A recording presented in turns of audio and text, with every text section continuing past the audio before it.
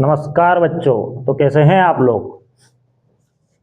आज हम शुरुआत करने वाले हैं हमारे राजनीति विज्ञान के प्रथम पाठ, पहला पाठ, दो ध्रुवीयता का अंत। तो अभी तक हमने कभी किसी भी चीज़ के बारे में पढ़ा है या जाना है तो हम क्या पढ़ते हैं, उसके जन्म के बारे में कि ये पैदा कैसे हुआ। पर आज हम क्या पढ़ रहे हैं, दो ध्रुवीयता का अंत, जो हमारा राजनीति का पहला अध्याय है 12वीं क्लास का। तो हम किसी चीज के अंत के बारे में पढ़ेंगे। काय के बारे में पढ़ेंगे, अंत के बारे में। और इसमें ये पढ़ेंगे आखिर ये दो ध्रुवीयता होती क्या है और इसका अंत ही हम क्यों पढ़ रहे हैं। तो अंत पढ़ने से पहले मैं आपको इसकी शुरुआत के बारे में थोड़ा सा बता देता हूं। तो बात है उस समय की जब पूरी दुनिया युद्ध में जूझ रही थी। वो भी कौन से, द्वितीय विश्व युद्ध में। जब पूरी दुनिया द्वितीय विश्व युद्ध में जूझ रही थी तो एक थे मित्र राष्ट्र और दूसरे धुरी राष्ट्र, जिनके बारे में आपको जानकारी होगी। इसमें मित्र राष्ट्र की विजय हुई और धुरी राष्ट्र की पराजय हुई। तो हुआ क्या कि जब विजय किसी पक्ष की होती है तो उसमें श्रेय लेने की होड़ लग जाती। काय की, श्रेय लेने की, कि मेरी वजह से जीत हुई।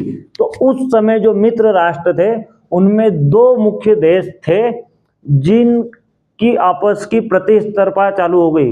क्या चालू हो गई, एक दूसरे से टकराव कि भाई मेरी वजह से जीता है कि मेरी वजह से जीता है। तो एक था अमेरिका और दूसरा रूस। कौन कौन से देश, दो देश जिन्होंने जीत का श्रेय अपने सिर लिया। और वही दो देश, वही दो महाशक्तियां पूरी दुनिया को दो खेमे में बांट देती है, या यूं कहे दुनिया को दो भाग में बांट देती है। एक पूंजीवादी, दूसरा समाजवादी या साम्यवादी। तो पहला गुट जो था वो अमेरिका का गुट था, यूएसए। उसका कहना था कि भाई पूंजीवादी परंपरा लाएंगे और दुनिया को विकसित करेंगे। वहीं जो दूसरा गुट था वो साम्यवादी गुट था। उसका कहना था कि समाजवादी परंपरा से हम देश दुनिया को चलाएंगे। और ये दोनों देश अलग अलग गुट बना के, अब जो गुट बने थे अलग अलग, उसमें बहुत सारे देश, अलग अलग देश शामिल होने लग गए। क्या होने लग गए, शामिल होने लग गए। और समय के साथ साथ ऐसा एक अंतराल बढ़ता गया, एक मनोस्थिति बढ़ती गई और एक दूसरे देश के मन में ये भ्रम डाला गया, छोटे छोटे देशों के मन में, कि आप हमारे साथ शामिल हो जाओ अन्यथा दूसरा देश आप पे कब्जा कर लेगा।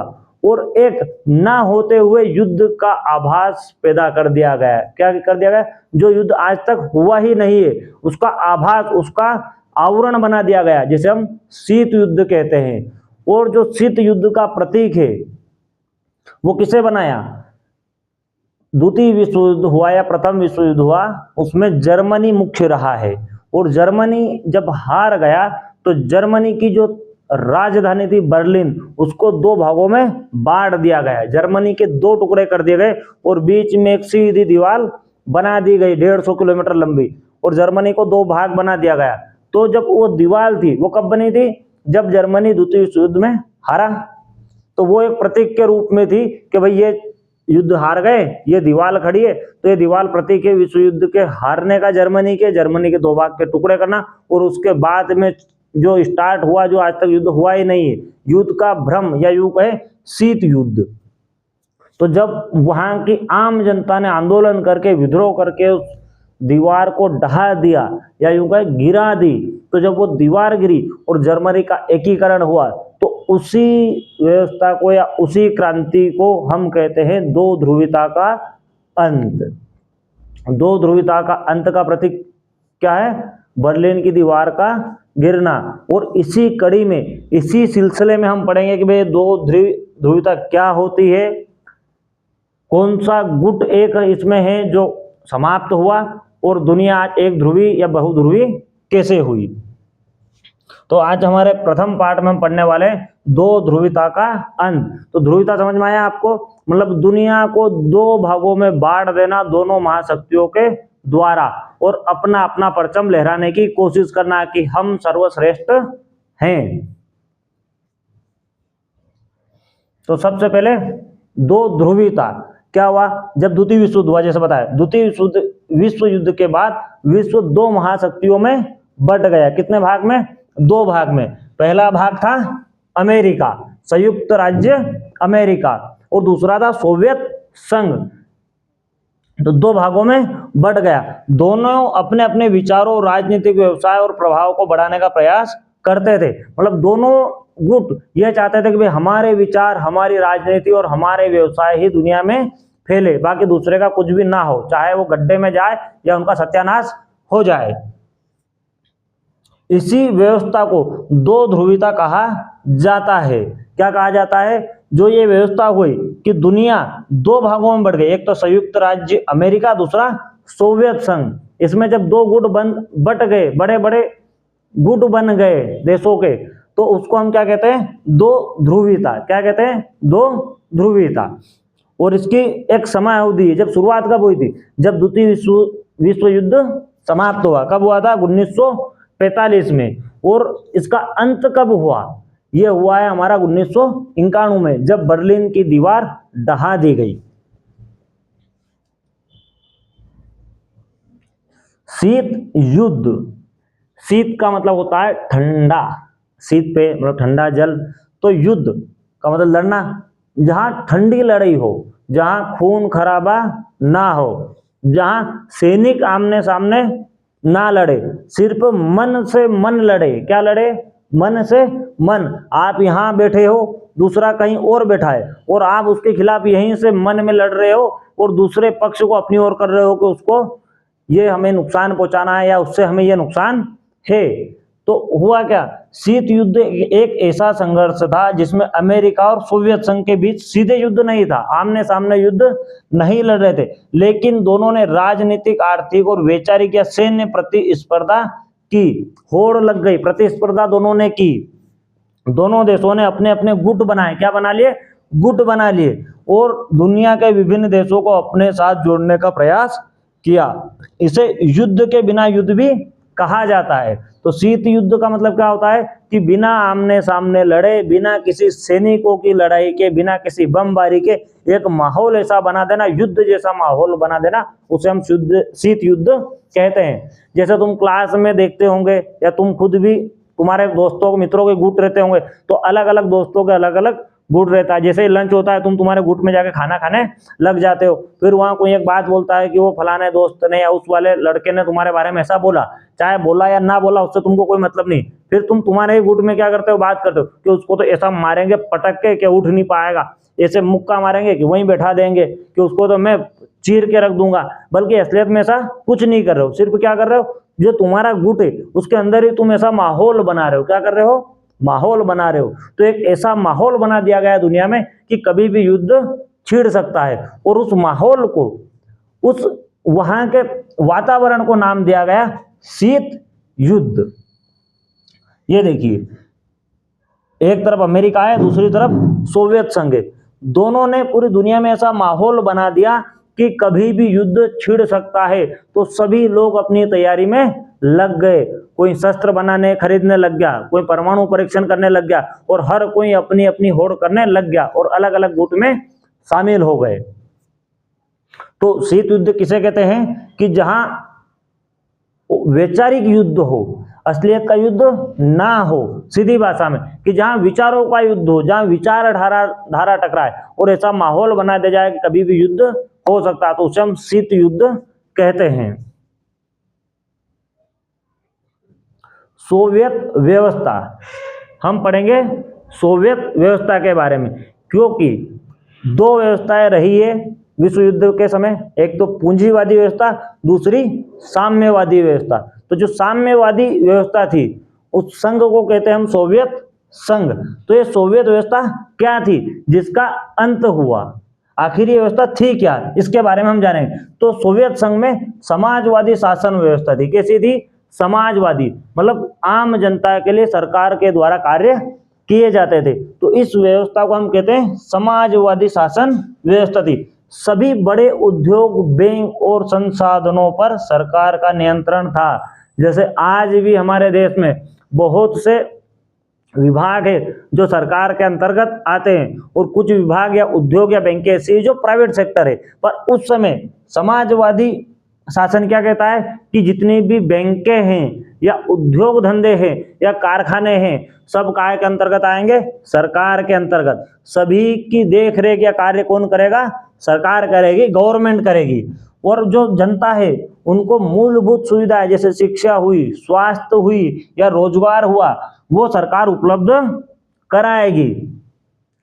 शुरुआत में ये सोवियत व्यवस्था बहुत अच्छी थी, आम जनता के लिए बहुत ही फलदायक थी, या कहे कि इसका बहुत बेनिफिट जनता को हुआ। परंतु समय के साथ क्या होता है कि हर कोई सी भी व्यवस्था एक समय के बाद सुधार की मांग करती है। कोई सा भी नियम हो समय के साथ वो पुराना होता जाता है और नए नियमों की मांग करता है।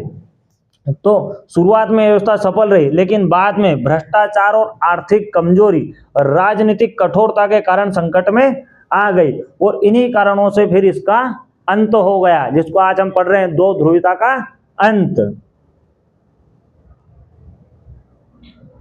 तो दो ध्रुवीयता का प्रतीक क्या थी? क्या थी प्रतीक? बर्लिन की दीवार। बर्लिन क्या है? जर्मनी की राजधानी, जर्मनी का एक शहर है बर्लिन। और बर्लिन को क्या किया गया? द्वितीय विश्व युद्ध के बाद दो टुकड़ों में बांट दिया गया और बीच में एक सीमेंट की दीवार, कंक्रीट की दीवार खड़ी कर दी गई, जो लगभग 150 किलोमीटर यानी 155 किलोमीटर लंबी थी। कितनी लंबी थी? 150 किलोमीटर लंबी एक दीवार शहर के बीचों बीच खींच दी गई। तो बर्लिन की दीवार पूर्वी और पश्चिम जर्मनी में के बीच बनाई गई थी। जर्मनी को दो भागों में बांट दिया, एक हो गया पूर्वी, एक हो गया पश्चिमी जर्मनी। जैसे मान लो आपका शहर है या गांव है, उसके बीचों बीच एक दीवार खड़ी कर दी जाए और गांव को दो हिस्सों में बांट दिया जाए। तो इसका प्रारंभ कब हुआ था? तो निर्माण हुआ था 1961 में। कब हुआ था? इसका निर्माण हुआ था 1961 में। और इसका पतन या इसको गिराया कब गया? इसको गिराया गया 1990 में। यह तारीख आपको याद रखनी है, 9 नवंबर 1990 में बर्लिन की दीवार गिराई गई थी। यह आपसे कभी भी पूछा जा सकता है एग्जाम में।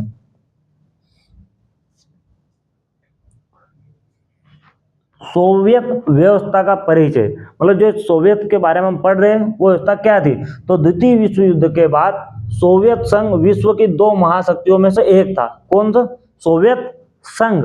अब ये यहाँ ध्यान देने की बात है, हम बात कर रहे हैं सोवियत संघ की। काय की बात कर रहे हैं? सोवियत संघ की। सोवियत संघ जो था ये कोई एक देश नहीं है, ये 15 देशों का समूह है, तो इसीलिए इसको हम संघ कहते हैं। द्वितीय विश्व युद्ध के बाद सोवियत संघ विश्व की दो महाशक्तियों में से एक था। एक थी यूएसए, संयुक्त राज्य अमेरिका, दूसरी सोवियत संघ। इसकी स्थापना व्लादिमीर लेनिन ने की थी। किसने की थी स्थापना? अगर इसकी पूछी जाए स्थापना किसने की थी तो लेनिन ने की थी। लेनिन के नेतृत्व में हुई थी और समाजवादी क्रांति के बाद हुई थी, या यूं कहे रूसी क्रांति के बाद 1900 के दशक में जब व्लादिमीर लेनिन ने रूस में रूसी क्रांति की थी, उस क्रांति के बाद निकल के आया था समाजवाद। क्या निकल के आया था? समाजवाद।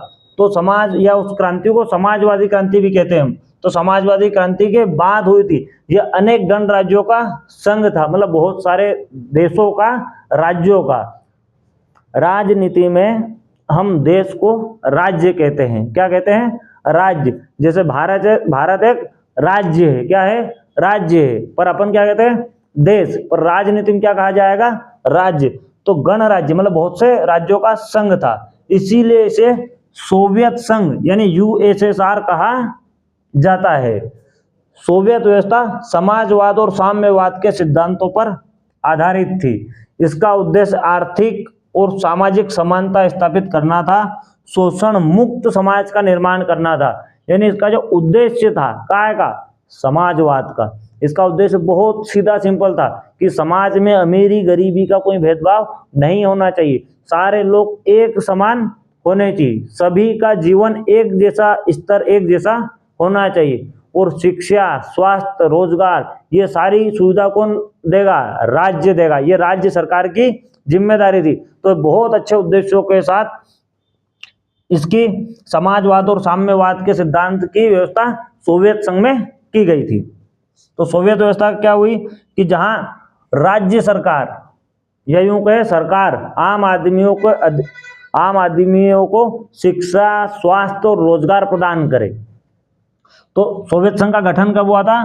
30 दिसंबर 1922 को। और इसमें कुल कितने गणराज्य या देश थे? तो 15। कितने थे? 15। सबसे बड़ा गणराज्य कौन था? वो था रूस। कौन था? रूस। यानी सोवियत संघ पे अगर सबसे ज्यादा प्रभाव किसी का रहा है या यूं कहे एकाधिकार रहा है तो वो कौन से देश का रहा है? रूस का। कौन से देश का? रूस का। और रूस की जो राजधानी है, जैसे हमारे भारत की राजधानी क्या है? दिल्ली। उसी प्रकार जो रूस की राजधानी है वो है Moscow. USSR, union of Soviet socialite Republic, ये इसका फुल फॉर्म है। तो जो सोवियत व्यवस्था थी, या तो यूं कहे समाजवादी या साम्यवादी व्यवस्था थी, तो इस व्यवस्था की कोई विशेषता थी क्या? नहीं थी। क्या पढ़ना? कोई सी भी अगर व्यवस्था है तो उसकी कुछ ना कुछ विशेषता रहती। क्या रहती है? विशेषता। हर चीज की अपनी विशेषता होती है, उसकी उपलब्धि होती है और उसकी कमियां होती है और उसके कारण नुकसान भी होता है, चाहे वो कोई सी भी व्यवस्था रही हो। और समय के साथ साथ उसका या तो उसे अपडेट करनी रहती है, अगर अपडेट नहीं करेंगे तो क्षीण हो जाएगी यानी समाप्त हो जाएगी। तो सोवियत व्यवस्था की प्रमुख विशेषता क्या थी? समाजवादी व्यवस्था। समाजवादी व्यवस्था यानी सोवियत संघ में समाजवाद लागू था। निजी पूंजीपतियों की बजाय सरकार उत्पादन के प्रमुख साधनों की मालिक थी। जैसे आज हमारे देश में पूंजीपति लोग हैं, अमीर लोग हैं, उस समय सोवियत संघ में ये सारी चीजें नहीं थी। सभी उत्पाद पे किसका अधिकार था? सरकार का अधिकार था। और इसका उद्देश्य था कि सभी नागरिकों को समान अवसर और सुविधाएं मिले। क्या मिले?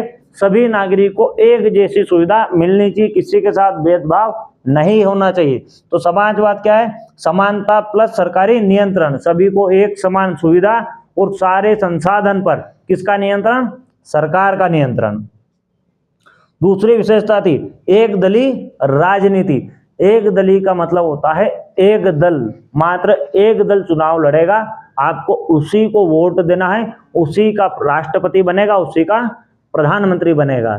जैसे आज हमारे भारत में बहुदलीय क्या है? बहुदलीय व्यवस्था है। बहुदलीय मतलब बहुत सारे दल, बहुत सारे राजनीतिक दल है, हर कोई अपना अपना कैंडिडेट खड़ा करता है, फिर जनता चुनाव करती है कि हमें किसे वोट देना है, किसे मत देना है, और जिसको ज्यादा मत मिलते हैं वो विजेता बनता है। परंतु सोवियत व्यवस्था की एक विशेषता क्या है कि वहां एक ही दल था। क्या था? एक ही दल था। अब इसका एक दल से फायदा क्या है कि सोवियत संघ में केवल एक राजनीतिक दल का प्रभाव था, सोवियत संघ की कम्युनिस्ट पार्टी। कौन सी पार्टी? पार्टी का नाम था, दल का नाम था कम्युनिस्ट पार्टी। क्या नाम? Communist party. अन्य राजनीतिक दलों को शासन में भाग लेने की अनुमति नहीं थी, इससे निर्णय जल्दी होते। मतलब दूसरे दलों को भाग लेने का कोई अधिकार नहीं था। एक दल था तो उससे क्या था, कोई सा भी अगर निर्णय लाना है, कोई सा नियम लाना है, तो तुरंत अपने दल की बैठक बुलाई और सभी एक ही दल के रहेंगे तो तुरंत सहमति मिल जाएगी। मान लो कहीं जाना है तुमको घूमने, या कोई चीज पे खर्च करना है, या और कुछ खरीदना है, तो सब अगर तुम्हारी राय के लोग रहेंगे, तुम्हारे ग्रुप के रहेंगे, तो वोट किसे देंगे? तुम ही को देंगे कि हाँ ये काम करना है तो ओके फटाफट आ जाएगा, कर लो कर लो कर लो, ओके डन हो जाए, अप्रूव हो जाए। वहीं अगर कोई दूसरा रहेगा, दूसरी विचारधारा का रहेगा, तो मना करेगा कि नहीं जाना है, नहीं ऐसा नहीं करेंगे। तो उससे क्या रहता है? निर्णय लेने में देरी होती है। तो एक दलीय राजनीतिक व्यवस्था से क्या था?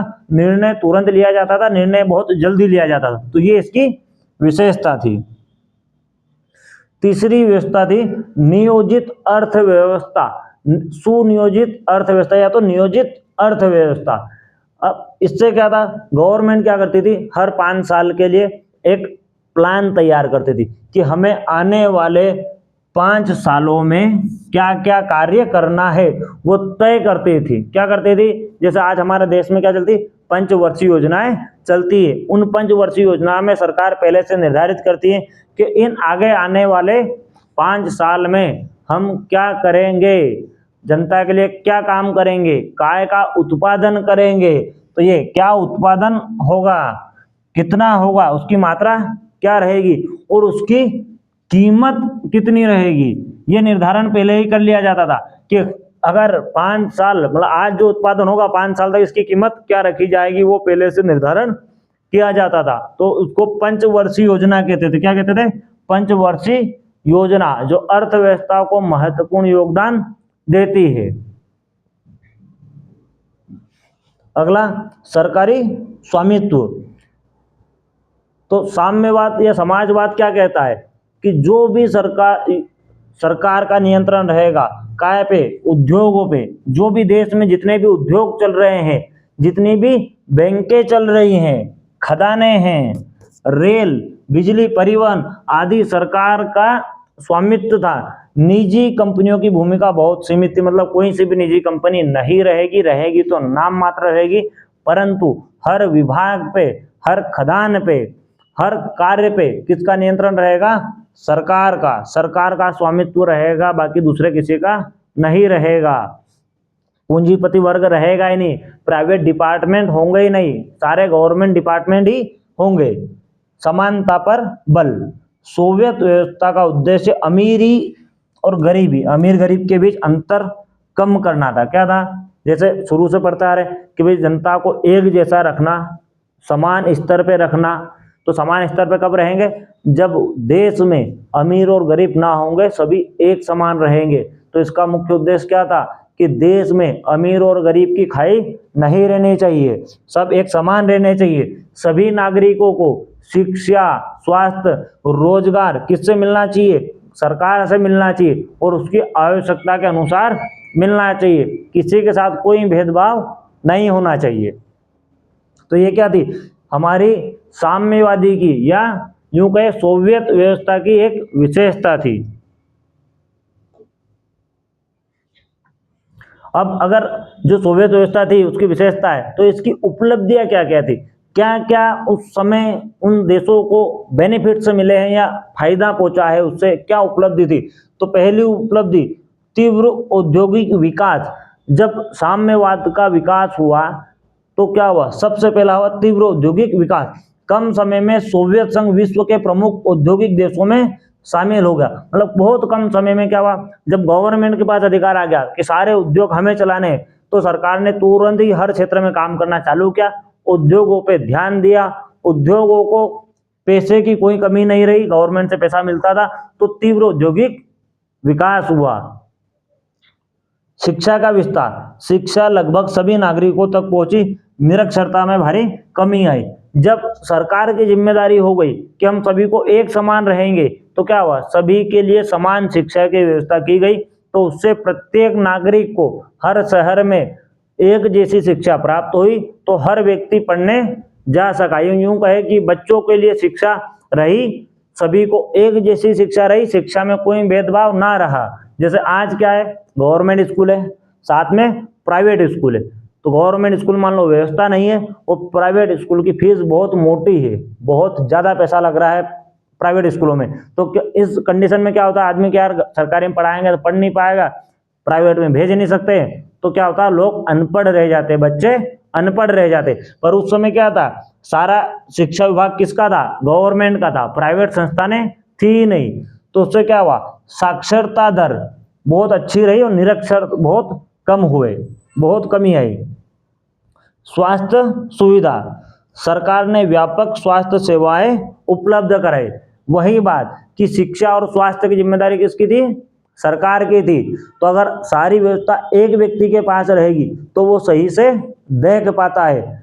जैसे आज हमारा प्राइवेट हॉस्पिटल भी और गवर्नमेंट भी है, पर अपन सरकारी में जाना नहीं चाहते और प्राइवेट का बिल हम दे नहीं पाते, तो उससे क्या होता है? व्यक्ति बीच में ही घिसता रहता है, परेशान होता रहता है कि कहाँ इलाज कराएं। पर उस समय क्या था सोवियत व्यवस्था में कि गवर्नमेंट का ही अस्पताल थे, सरकारी सुविधाएं गवर्नमेंट पहुंचा रही थी। तो क्या था? स्वास्थ्य सुविधाएं बहुत अच्छी थी, हर व्यक्ति को इलाज मिल रहा था। वैज्ञानिक प्रगति। सोवियत संघ ने अंतरिक्ष विज्ञान में बड़ी उपलब्धि हासिल की। पहला जैसे ही इसका निर्माण हुआ 1945 के बाद, तो सबसे पहले 1957 में कृत्रिम उपग्रह स्पुतनिक, क्या नाम था, पहला कृत्रिम उपग्रह स्पुतनिक अंतरिक्ष में भेजा गया। वहीं 1961 में यूरी गार्गिन अंतरिक्ष में जाने वाले पहले मानव बने। तो ये कहां से थे, सोवियत संघ से थे। तो सोवियत संघ ने क्या किया वैज्ञानिक उपलब्धि में, पहला तो एक प्रथम कृत्रिम उपग्रह छोड़ा, कौन सा, स्पुतनिक 1। दूसरा 1961 में यूरी गार्गिन अंतरिक्ष में जाने वाले पहले व्यक्ति बने। पांचवी इसकी विशेषता महाशक्ति के रूप में उभरना। जब दुनिया अमेरिका महाशक्ति था एक अकेला, उसके सामने सोवियत संघ द्वितीय महाशक्ति के रूप में खड़ा हुआ। द्वितीय विश्व युद्ध के बाद सोवियत संघ अमेरिका के बराबर एक महाशक्ति बनके उभरा, या यूं कहें कि अमेरिका की टक्कर का अगर कोई था तो वो था सोवियत संघ, ताकि अमेरिका अपनी मनमानी दुनिया पे ना कर पाए। अब ये जो सोवियत व्यवस्था थी इसमें कुछ कुछ कमियां भी थी, क्योंकि जैसे कोई सी भी व्यवस्था या नियम है, समय के साथ अगर उसमें बदलाव नहीं किया जाता है तो एक समय अंतराल के बाद उसमें कुछ कुछ खराबी आने लग जाती है। जैसे अपनी बाइक की अगर उसको समय समय से रिपेयर नहीं करवाएंगे, सर्विसिंग नहीं करवाएंगे, तो क्या होगा, गाड़ी खराब होगी। खराब होने के साथ साथ कभी चलते चलते बंद होगी, कभी लाइट खराब हो जाएगी, फिर एक समय ऐसा आएगा कि हमें फेंक के गाड़ी को दूसरी गाड़ी लेनी पड़ेगी। तो उसी प्रकार सोवियत व्यवस्था में कुछ कमी थी। पहली कमी क्या थी, लोकतंत्र का अभाव। क्यों, क्योंकि यहाँ पे एक ही दल था। कितना दल था, एक दल था। तो हो सकता है जनता उस दल से असंतुष्ट हो, परंतु उनके पास दूसरा विकल्प नहीं है। मान लो एक व्यक्ति चुनाव में खड़ा हुआ है और उसे 2 व्यक्ति पसंद करते, 10 व्यक्ति ना पसंद करते हैं, वोटिंग होगी तो चुनाव में एक ही खड़ा हुआ है, वोट उसी को देना है, तो 2 वोट डलेंगे तो भी वो विजेता, और 10 डले तो भी वही विजेता। बाकी 8 अगर दूसरा कोई कैंडिडेट ही नहीं, विपक्षी ही नहीं है, तो फिर वहां लोकतंत्र का अभाव होना स्वाभाविक बात है। तो एक ही दल के शासन के कारण जनता को राजनीतिक विकल्प नहीं मिल रहे थे। क्या नहीं मिल रहे थे, विकल्प। जैसा आपको एग्जाम में बहु विकल्प मिलते हैं, 4 विकल्प मिलते हैं, पसंद कर लो, एक सही रहेगा बाकी गलत। पर राजनीति में क्या होता है, बहुत सारे दल रहते हैं, 2 दल 3 दल 5 दल रहते हैं, तो उनके अलग अलग कैंडिडेट रहते हैं। पर वहां क्या था, सोवियत व्यवस्था में एक ही दल था, एक कैंडिडेट। आप एक व्यक्ति वोट देगा, वो खुद के वोट से भी जीत जाएगा, और आप सब भी दोगे तो भी वो विजेता, मतलब जो चुनाव में खड़ा हो गया वो विजेता। दूसरा, अभिव्यक्ति की स्वतंत्रता सीमित, सरकार की आलोचना करना कठिन था।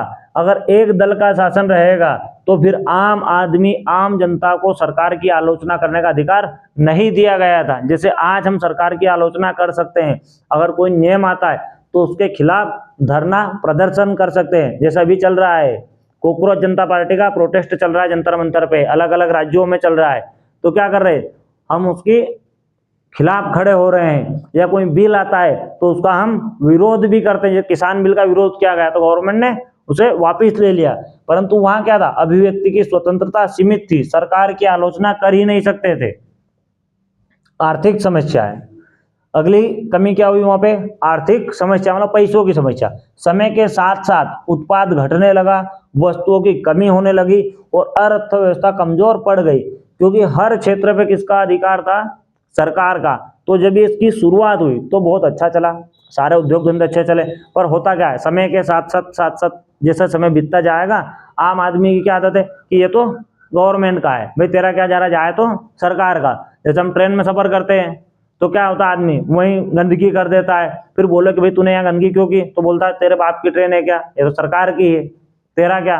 अपन बस स्टैंड देखते हैं, मतलब आदमी स्व इच्छा से वहां गंदगी फैलाता है। या सरकारी ऑफिस में अपन देख लो, कार्य वगैरह कुछ भी नहीं होता है, बहुत ढीली रफ्तार में काम होता है। तो जहां काम ढीला हो जाएगा तो वो क्या होगा, उत्पाद नहीं होगा, और उत्पाद घटेगा तो स्वाभाविक बात हम उस वस्तु को बेच नहीं पाएंगे, और बेचेंगे नहीं तो पैसे नहीं आएंगे।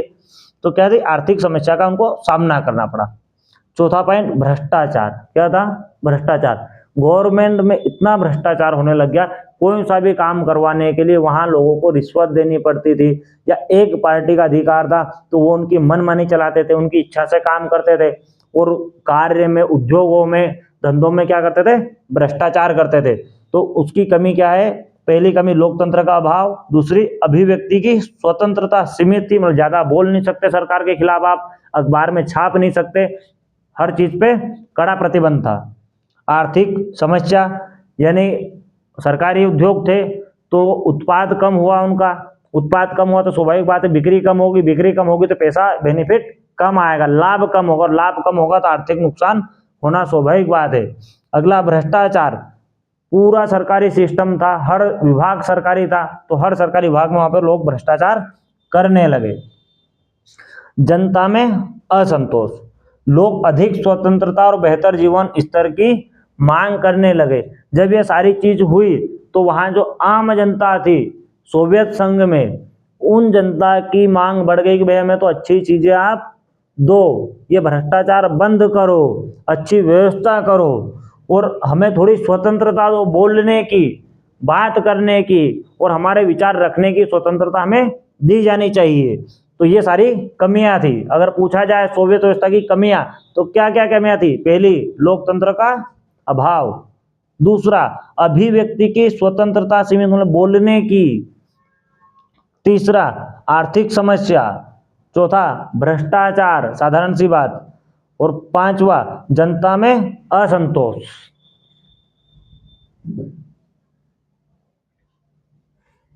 अब जब किसी चीज पे कोई कमी रहती, क्या रहती जाती है? कमी। तो मान लीजिए कोई से भी काम में अगर आपके पास किसी कारण से कोई चीज की कमी है तो उस पर एक संकट गहरा जाता है और समय के साथ वो समाप्त हो जाती है। तो इन कमियों के कारण, सारी कमियों की वजह से सोवियत व्यवस्था पे क्या आ गया? संकट आ गया। 1945 के बाद जो सोवियत व्यवस्था शुरू हुई थी, 1970 के दशक के अंत और 1980 के दशक आते आते सोवियत संघ की व्यवस्था में अनेक समस्याएं उत्पन्न हो गई। मतलब शुरुआत में तो ये अच्छी चली, परंतु 1970 आते आते इसमें बहुत सारी समस्याएं दिखने लगी और 1980 के बीच में 10 साल के अंतराल में बहुत सारी समस्याएं उत्पन्न हुई। बाहर से तो अगर हम देखते थे इसको तो क्या लगता था कि एक महाशक्ति है सोवियत संघ। क्या लगता था कि अब जैसे यूएसए महाशक्ति है उसी प्रकार सोवियत संघ भी एक महाशक्ति है, बाहर से दिखाई देता था। लेकिन जब हम अंदर से इसकी आर्थिक, राजनीतिक और सामाजिक व्यवस्था कमजोर हो रही थी, मतलब जब इसके अंदर हम व्यवस्था देखते थे कि आखिर में चल क्या रहा है, जो सोवियत संघ है उनके देशों में नीचे जनता के अंदर क्या चल रहा है, तो वहां असंतोष, राजनीतिक असंतोष, आर्थिक असंतोष दिखाई देता था। जैसे आज अपने मोहल्ले में, गांव में, शहर में कोई व्यक्ति रहता है, रिश्तेदार में रहता है तो बाहर से कैसा दिखता है? पैसे वाला दिखता है, बड़ा दबंग दिखता है। पर होता क्या है, जब वो उसकी सच्चाई पता चलता है कि ये तो बहुत सारे कर्जे में है, या इसको तो कोई शारीरिक चाहे कितना ही हष्ट पुष्ट हो पर अंदर से बहुत कमजोर है या तो डरपोक है। तो वही हालत काय की हो गई थी? सोवियत संघ की हो गई थी उस समय। बाहर से तो बड़ा मजबूत दिखता था परंतु अंदर से इसमें बहुत सारी कमजोरियां आ गई थी। और यही स्थिति आगे चलकर 1991 में सोवियत संघ के विघटन का कारण बनी। मतलब ये जो सारी कमजोरियां थी, ये सारी संकट थे, इसी के कारण 1991 में सोवियत संघ का विघटन हो गया। तो क्या क्या संकट थे, क्या क्या कारण थे? तो सबसे पहला, राजनीतिक संकट। अगर किसी भी देश में एक पार्टी रहेगी, कितनी पार्टी? एक पार्टी, तो वहां सबसे पहला संकट आएगा राजनीतिक संकट। क्यों? केवल एक ही दल का शासन, सोवियत संघ की कम्युनिस्ट पार्टी, और अगर एक पार्टी रह गई तो प्रशासन में भ्रष्टाचार बढ़ेगा। जनता लोकतंत्र, अभिव्यक्ति की स्वतंत्रता चाहने लगी थी। मतलब जनता वहां पे लोकतंत्र चाह रही थी कि भैया हमारे पास ऑप्शन होने चाहिए कि हम किसे वहां का प्रधान बनाए, किसे विधायक बनाए, किसे सांसद बनाए। परंतु एक ही दल है, एक ही आदमी खड़ा हुआ तो जनता के पास कोई ऑप्शन ही नहीं है। तो क्या था सबसे पहला संकट? राजनीतिक संकट। जनता ने मांग करी, जनता ने कि भाई हमें ऑप्शन दिया जाए, दूसरी पार्टी बनाई जाए, दूसरी पार्टी चुनाव लड़े और हम देखें कौन अच्छा काम करेगा, कौन अच्छा व्यक्ति जिसे हम वोट दे पाए। तो लोकतंत्र की मांग की गई, अभिव्यक्ति की स्वतंत्रता मांगी गई कि भाई हमें बोलने की आजादी होनी चाहिए। दूसरा, आर्थिक संकट। सरकार का अत्यधिक खर्च सेना और हथियारों पर हो रहा था। क्या हो रहा था? जब दो महाशक्ति बनेगी तो दोनों को लड़ने के लिए, युद्ध करने के लिए हथियारों की जरूरत पड़ती है। काय की पड़ती है? हथियारों की जरूरत पड़ती है। तो अमेरिका जो एक समय तक युद्ध में परिपूर्ण हो गया था, वहीं सोवियत संघ भी युद्ध में परिपूर्ण था, पर दोनों युद्ध के लिए तत्पर थे, परंतु दोनों को युद्ध करने के लिए काय की जरूरत पड़ेगी? हथियारों की। तो क्या हुआ? हथियारों की होड़ लग गई और सोवियत संघ ने हथियार बनाने के लिए दूसरी तरफ ध्यान दिया ही नहीं, या यूं कहे बहुत कम ध्यान दिया। अपना जो बजट था उसका अधिकतर हिस्सा काय पे खर्च किया? सेना पर और हथियार बनाने में किया। इस कारण वहां आर्थिक संकट उत्पन्न हुआ। मतलब दैनिक उपयोग की वस्तुओं पे उसका ध्यान ना होने की वजह से दैनिक उपयोग की वस्तुओं का उत्पाद पर्याप्त नहीं हो पाता था, क्योंकि पैसा कहां जा रहा था? हथियारों पर और सेना पे खर्च कर रहे थे। तो आर्थिक संकट पैदा हुआ। हथियारों की दौड़। शीत युद्ध के दौरान संयुक्त राज्य अमेरिका और सोवियत संघ के बीच परमाणु हथियार, ये जो अभी ऊपर आपको आर्थिक कारण बताया था उसी में देखिए, परमाणु हथियार और सैन्य शक्ति बढ़ाने की प्रतिस्पर्धा चली। मतलब हर कोई यही चाहता था कि ज्यादा से ज्यादा मेरे पास परमाणु हथियार हो, मारू बम और एक बार में फोड़ के खत्म कर दूं। ज्यादा से ज्यादा मेरे पास सेना होनी चाहिए ताकि मैं किसी भी देश को से लड़के युद्ध करके उसको रातों रात जीत लूं। और ये प्रतिस्पर्धा चली किनके बीच? संयुक्त राज्य अमेरिका और सोवियत संघ के बीच। तो हथियारों के लिए दौड़ लगा दी गई। अब अगला कारण है महत्वपूर्ण इसका, अफगानिस्तान युद्ध। सोवियत संघ ने क्या किया? 1979 में सोवियत संघ ने अफगानिस्तान में सेना भेजी। कहां भेजी? अफगानिस्तान में सेना भेजी। और वहां युद्ध पे बहुत ज्यादा पैसा इनका खर्च हुआ, सैनिक भी बहुत मरे, खर्चा भी बहुत हुआ, परंतु इनको वहां विजय नहीं मिली। और अफगानिस्तान को युद्ध को कई इतिहासकार क्या कहते हैं? सोवियत संघ का वियतनाम। क्या कहते हैं? वियतनाम भी कहते हैं, क्योंकि इस युद्ध में उसकी आर्थिक और राजनीतिक स्थिति को बहुत कमजोर कर दिया। अगर कोई भी देश किसी देश से युद्ध करेगा, सोवियत संघ ने कहां से ना भेजी? अफगानिस्तान में, और यहां पे अगर वो विजय प्राप्त नहीं करे, क्या नहीं करेगा? वो विजय नहीं हुआ, युद्ध में हार गया, या अपनी सेना वापस बुला लेगा, तो क्या होता है? दूसरे देश की नजर में या विश्व पटल पे उसकी आलोचना होती है, उसे शर्मिंदा होना पड़ता है। दूसरा, अगर युद्ध कर रहा है तो आर्थिक नुकसान होता है, साथ में सैन्य शक्ति या सैन्य बल क्षीण होता है। तो इस युद्ध को, जहां अफगानिस्तान युद्ध 1980 में किया गया, तो इसको क्या कहते हैं सोवियत संघ के लिए? सोवियत संघ का वियतनाम। क्या कहते हैं? वियतनाम। अब इस शब्द को आप ध्यान दीजिए, इसके बारे में अपन जानते हैं स्टोरी क्या है कि वियतनाम की, क्या है कि वियतनाम। वियतनाम एक देश है, इसको दो भागों में बांट दिया गया, एक भाग उत्तरी, एक दक्षिणी भाग। तो इसपे क्या हुआ? अमेरिका ने एक भाग की सहायता की दूसरे भाग के खिलाफ युद्ध के लिए।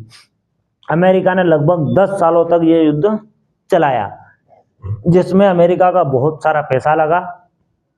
कम से कम 4.5 लाख सैनिक अमेरिका ने भेजे, 4.5 लाख सैनिक वहां भेजे, जिसमें से 58,000 सैनिकों की मृत्यु हुई, वो शहीद हुए। फिर भी अमेरिका वियतनाम में विजय प्राप्त नहीं कर पाया। तो फिर आखिरी में क्या हुआ? अमेरिका को शर्मिंदा होना पड़ा, आलोचना सहनी पड़ी, आर्थिक नुकसान उठाना पड़ा, और अंत में अपनी सेना वापस बुलानी पड़ी। तो अमेरिका वियतनाम पे विजय प्राप्त नहीं कर सका। और सेम कंडीशन सोवियत संघ की रही। सोवियत संघ ने भी अफगानिस्तान के खिलाफ सेना भेजी, युद्ध किया, पैसा लगाया, सैनिक मरे, और अंत में क्या हुआ? सेना को वापस बुलानी पड़ी। इन सारी समानताओं के कारण अफगानिस्तान युद्ध को क्या कहा जाता है? सोवियत संघ का वियतनाम भी कहा जाता है। और अगला कारण है या अगला संकट आया राष्ट्रवाद। क्या आया? राष्ट्रवाद का उदय। क्यों?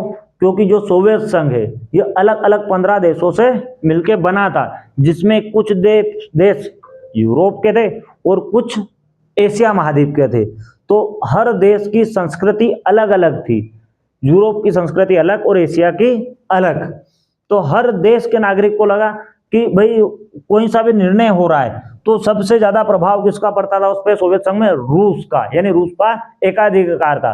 तो बाकी देशों को क्या लगा कि यार ये तो अपन कोई सा भी निर्णय ले, रूस ले ले, अपनी तो कोई वैल्यू नहीं। और अगर वैल्यू नहीं है तो आत्मग्लानि का अनुभव होता है। काय का होता है? व्यक्ति को या देश को आत्मग्लानि। और आत्मग्लानि समय के साथ व्यक्ति के अंदर राष्ट्र प्रेम की भावना जागृत करती है, और उससे एक अपने देश के प्रति आम आदमी को उत्साह, राष्ट्र प्रेम और राष्ट्र भावना का उदय होता है, जिससे वो अपने देश की स्वतंत्रता की मांग करता है। जैसे हमने अंग्रेजों से भारत के लिए मांग की थी कि भाई अलग हटो, तुम्हारी जरूरत नहीं है, हमारा देश है, हम खुद शासन करेंगे।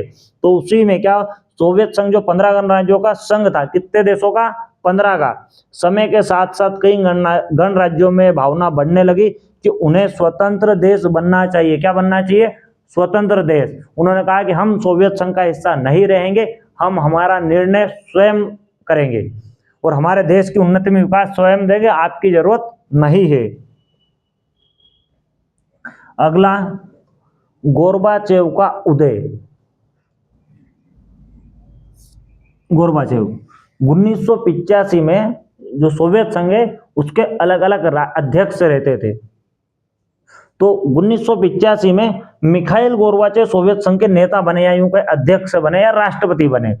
तो उन्होंने ये सारी चीजें महसूस की जो अपन पीछे पढ़ते आ रहे कि आर्थिक असमानता है, भ्रष्टाचार है, जनता को बोलने की सुविधा नहीं है, और ऐसे में तो सोवियत संघ समाप्त हो जाएगा। तो इन्होंने क्या किया, उसमें सुधार किए। क्या किए? सुधार। इन्हें सोचा कि यार अगर ऐसा ही चलता रहा तो सोवियत संघ पूरी तरह खत्म हो जाएगा। तो इन्होंने 2 सुधार की नीति लाए। कितनी नीति चालू की?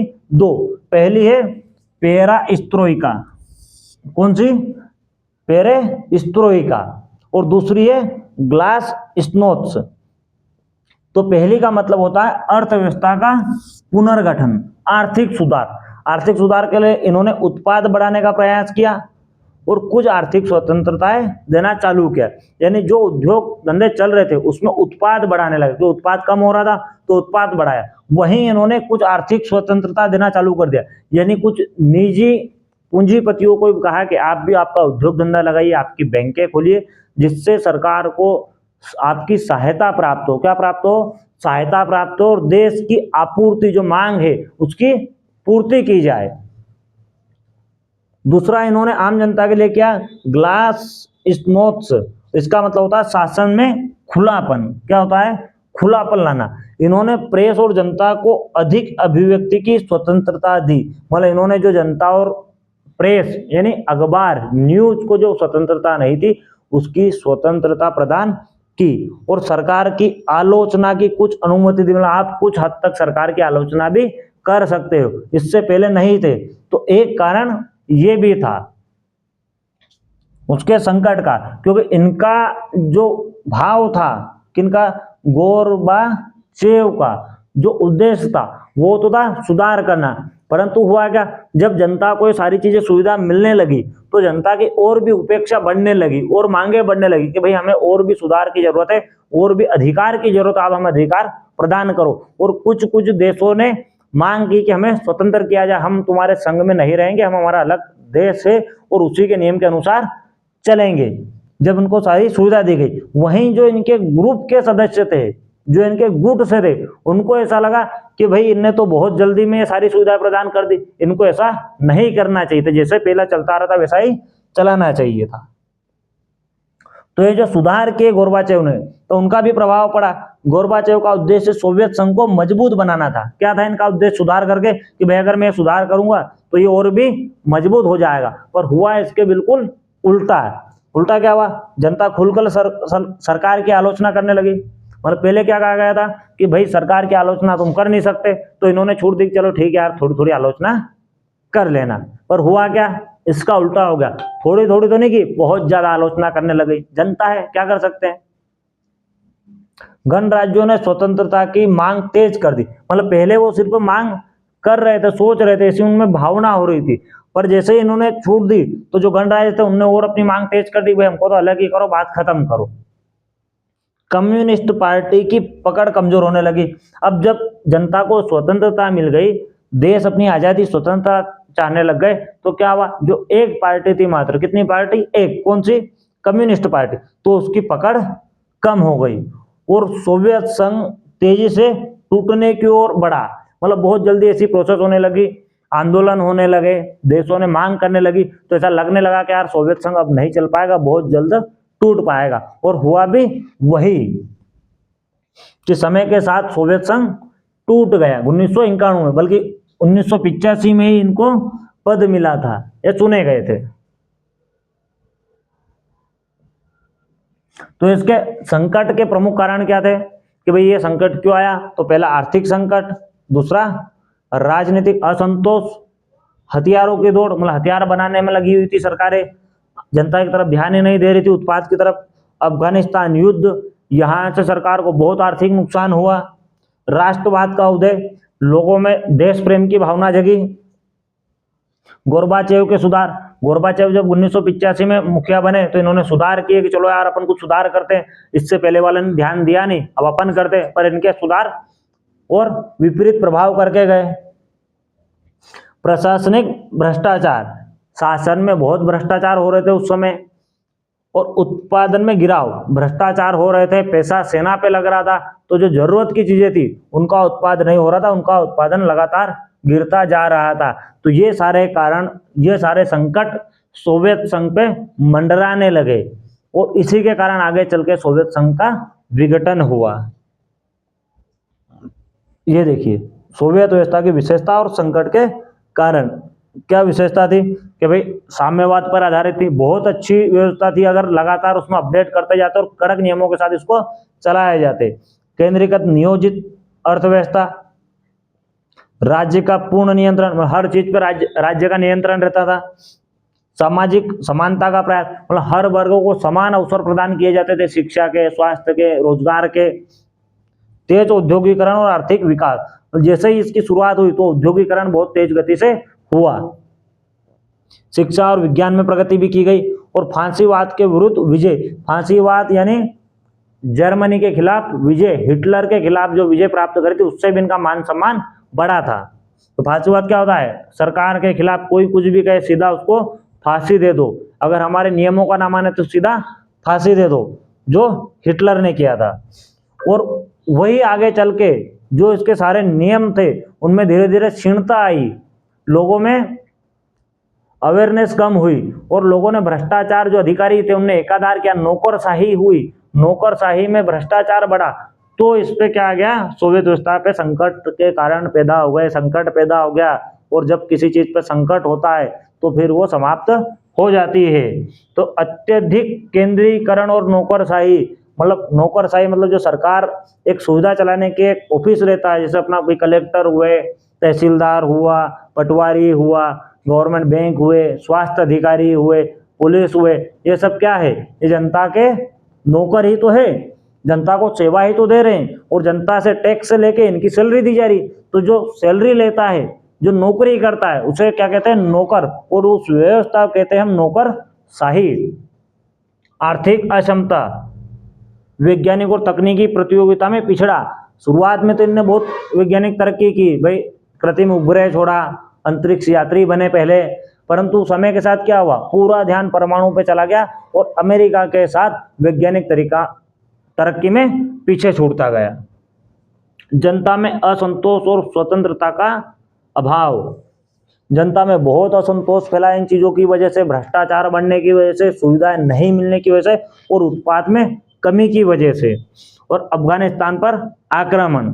और लास्ट 7 नंबर है गोरबाचेव के सुधारों में अस्थिरता, मतलब उस व्यक्ति ने, मुखिया ने, या यूं कहे राष्ट्रपति ने, गोरबाचेव ने सुधार तो किए, परंतु जनता को और ज्यादा उम्मीद थी कि भाई हमें ज्यादा सुधार चाहिए, और पार्टी का यह कहना था कि भाई तू सुधार कर ही मत, जरूरत क्या है सुधार करने की, जब अपना रोजगार चल रहा है, तो अपना पेट पल रहा है, अपनी जेब भरा रही, तो तू सुधार कर क्यों रहा है, बेवकूफ क्यों बन रहा है? परंतु उसने अच्छा सोचा, सुधार किया, संगठन को मजबूत करने की कोशिश की, फिर भी क्या हुआ? अंत यही हुआ कि सोवियत संघ का विघटन हो गया। और राष्ट्रीयता की मांग और विघटन, हर देश, जो सोवियत संघ में 15 देश थे, अलग अलग अपने देश की राष्ट्रीयता की मांग करने लगे कि भाई हम आप सब अलग होंगे, और समय के साथ यही हुआ। 2 ध्रुवीयता, मतलब एक ध्रुव का अंत हो गया।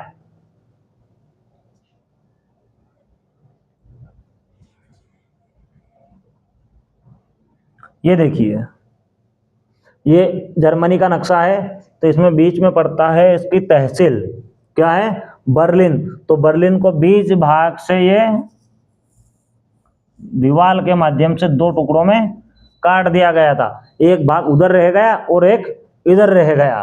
तो हुआ क्या? समय के साथ जैसे जैसे समय बीतता गया, जनता असंतुष्टि होती गई, और जर्मनी में एकीकृत की भावना जगी, देश प्रेम की भावना जगी, तो वहां की जनता ने इस दीवार को गिरा दिया, ये जो दीवार बनी हुई थी इसे गिरा दिया और वापस से जर्मनी एक हो गया। और जैसे ही जर्मनी एक होता है, ये दीवार गिरती है, तो दीवार काय का प्रतीक थी? शीत युद्ध का प्रतीक थी, दुनिया को दो भागों में बांटने का प्रतीक थी। तो जैसे ही ये दीवार गिरती है तो क्या होता है? दुनिया वापस से एक ध्रुव पे केंद्रित हो जाती है और जर्मनी का एकीकरण हो जाता है और दो ध्रुवता का अंत और शीत युद्ध समाप्त हो जाता है।